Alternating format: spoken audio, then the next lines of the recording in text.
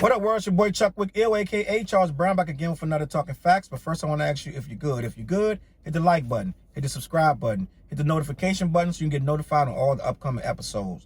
All right, man, your boy Talib Kweli. Talib Kweli, right? You remember Talib Kweli used to run with Most Def and all that good stuff like that there. The Natty, you know what I'm saying? Talib and what's my man? High Tech. Right? You remember that? All that good stuff from back in the late 90s, early 2000s. My guy Talib has put in work. Now he got the podcast, the People's Podcast. He got that going on. He got a lot of good episodes. I saw the joint with Cube on there, the joint with MC8. And Talib also be trolling online, bro. Like, I think they took him off Twitter. He got his Twitter deleted or removed because he was doing too much. I even had to, like, Talib, every single racist comment, this guy replies and then goes back and forth with every single solitary racist. And somebody asked him, like, bro, why you feel like you got to do this every single time someone says something racist? He's like, because if I don't do it, somebody, no one else will.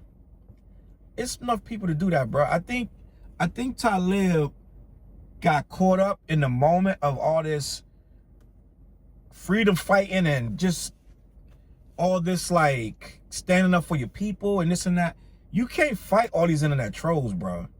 And they eventually got him. He got too worked up and he came at somebody. Then he came at some girl about something and they was like, nah, this is bullying and hate speech. And he just get too obsessed and following these people and just going on their page and just doing too much, just stuff that drive me and make my head hurt thinking about just responding to every single comment, like, all day and all night. But end of the day, Talib is a man of his convictions and he feels a certain way very strongly about certain things, and he's a hell of an artist, a hell of an MC, a hell of a rapper, and has some really, really strong songs. I remember when Talib was on, I believe it was Raucous Records.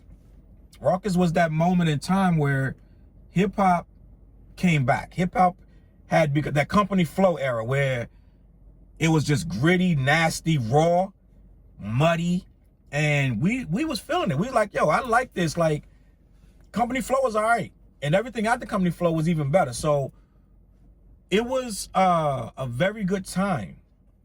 I don't know, I heard that Raucous went out of business for whatever reason, but I don't know what happened with Raucous Records. But all I know that Talib stood around after that, Dilated Peoples, LP, and my other guy, the Evidence, they all stuck around after Raucous left.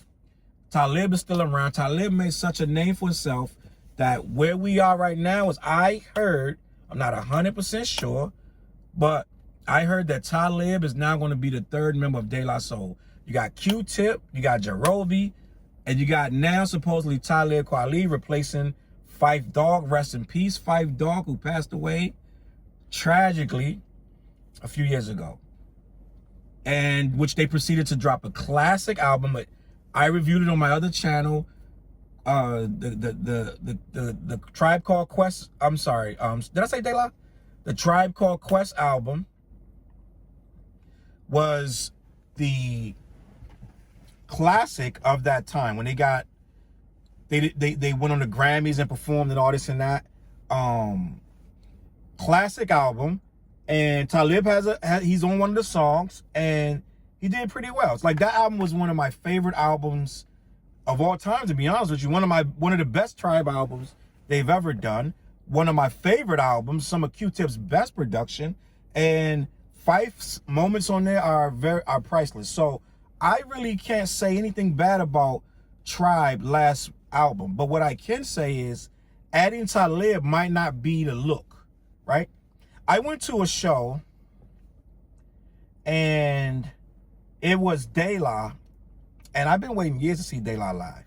And it just so happened that when De La performed, this was in Connecticut, De La performed at Foxwoods. I waited through Camp Low, I waited through Diggable Planets, and it was another act on the bill. I can't remember the other act.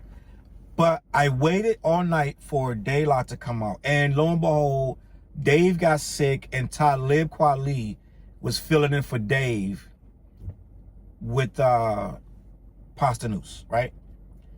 And I was disappointed. I'm gonna be honest with you. I was really disappointed. I get it. Dave is dealing with health issues, Trugoy, and that's no fault of his own. That's something he cannot control. Hopefully we won't hear another artist of this caliber that we love, you know, passing or something like that. Stay strong, Dave. We love Dave. But I was a little disappointed because I was there to see Dave and Paz, right? And it was Talib Kweli. And I don't think Talib fits in De La or A Tribe Called Quest. I just don't. The reason being, right? And this is just my opinion. Y'all could be like super happy that Talib Kweli is in De La. But I think Talib Kweli's energy doesn't match De La or Tribe Called Quest. I think the people who matched them have already gelled in this group and they're already there. I don't think that Talib, let me put it like this. When the last time you seen Maceo, Pastanews, or Dave going back and forth with a troll about race, right? Or when was the last time you seen, like, their most political record was the Donald Trump record. Something about Get 46 or Out 46 or whatever it was called. I don't remember. I didn't listen to it. Probably the only De La Soul record I specifically did not listen to was the anti-Trump song, because my whole thing, and I respect him for doing it, just like Eminem did it and a couple other people, and who was it, YG and Yo Gotti, they all had these Trump songs. My whole thing was that era was so serious, it wasn't even something you could play with. Like I'm like, I don't want to make a song about this guy because this is so real right now. This ain't even time to play, to talk. Make no raps about, don't dedicate no rap to this guy. We need real conversation to let people know what's going on with this guy. Like, don't make no song, don't make no, you know what I'm saying, no video giving this guy no energy. That's why I was like a little perplexed when Eminem did it. Didn't like it at all. I didn't like his freestyle. I didn't like his stance. Because I'm like, first of all,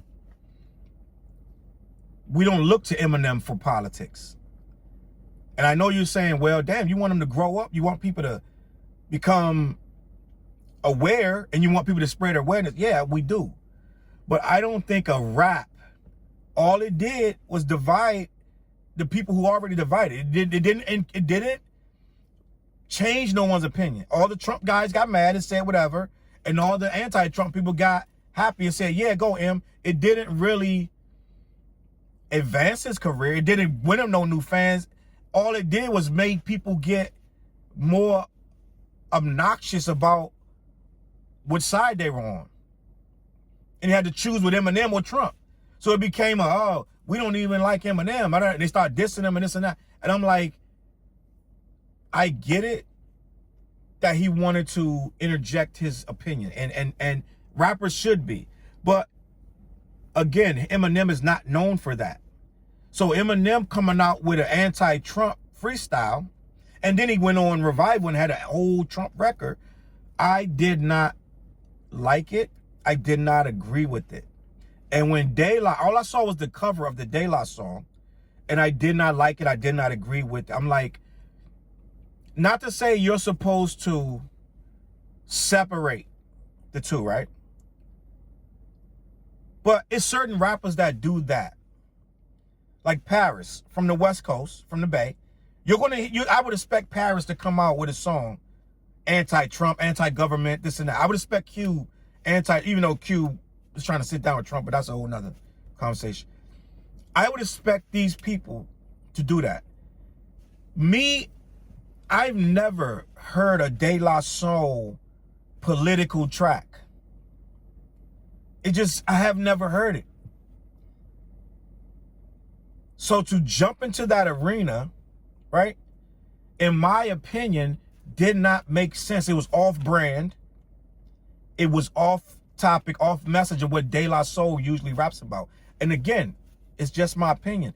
I don't think people who, that's not their grain of So should be jumping in and then jumping back out, right?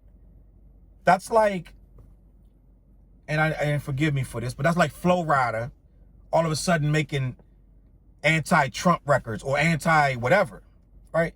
It just doesn't fit the name. It doesn't fit the brand of the artist. And the reason I say Talib doesn't fit that brand, because Tribe or De La are not overly rebellious. Tribe is very conscious, but they're not overly conscious. Like Talib swings his thing way overly to the black side and super revolution and all that. And to be honest with you, I don't put on De La for that. I don't put on Tribe for that. I just don't. I don't listen to A Tribe Called Quest for overly preachy. And the last album was very, very conscious. It was a dope album, but it was subversive. It wasn't all in your face, like straight blunt, straight up, this and that. It was very, you had to piece the stuff together in a lot of ways. They laid it out there, but they laid it where you could digest it. It still sounded like a groove. It still sounded like dope record. It didn't sound like some Public Enemy, Fear of a Black Planet stuff. You know what I'm saying? It was still bops mixed in with social commentary, political. I'm not gonna say it's not political satire, but it was political banter. It was a little bit of everything. They still talked about their girls. They still talked about being dope MCs. Talib doesn't really do that. Talib is all in on his subject. And so I don't get Tribe. And this is not new. I didn't like Consequence being in Tribe. Hated it. I feel like when they put Consequence in Tribe, that broke the group up. That broke the group up. So I feel like them putting Consequence in Tribe and now putting Talib in Tribe, I feel like they may be messing with a formula, because you can't. Jerobi was perfect. You don't need a third man. You don't need a new Fife. Jerobi was perfect. You know what I'm saying? I don't think that you need to mess with the chemistry, and I don't even know if Talib fits the chemistry. A verse here, a verse there, yeah. Okay. But throwing Talib into Tribe, I'm not really, now, he's a nice rapper, he's dope. He's a dope rapper. But just another my opinion, I'll rush to hear the next Tribe album. I don't rush to hear the next Talib Kweli album. It's just a fact. I don't know what to tell you. I don't have nothing against Talib, but I am a Tribe Called Quest, De La Soul type of guy. I don't want to be beat over the head with this, black that. I get enough of that already every day. Every single day. Just living black. Just you get that every day, all day. So I don't want to be hit over the head nonstop. Right? It just is what it is. So I'm gonna leave it at that. Y'all let me know what y'all think in the comments. Does Talib Kweli fit in A Tribe Called Quest? Or are they making a mistake? Let me know in the comments what you think, man. I'm gonna catch y'all on the flip side. Hit the like button, hit the subscribe button, hit the notification so you can get notified. CLBMG.com. Peace.